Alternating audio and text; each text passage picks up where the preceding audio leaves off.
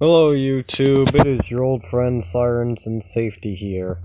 Well, back again with another video. I decided to build another air horn. This one you already saw. That's the one I blow every 6. This one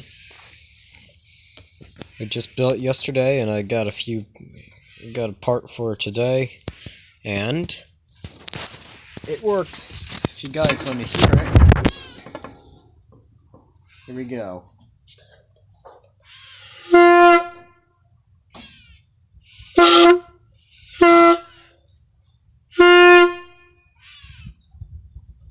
And here's the other one.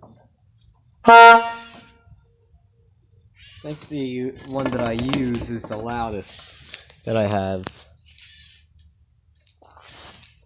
I got another T-fitting, so I might use both. So I might use both horns at the same time when I have the T-fitting. But anyways, that's it. Thanks for watching, and I'll see you guys in the next video.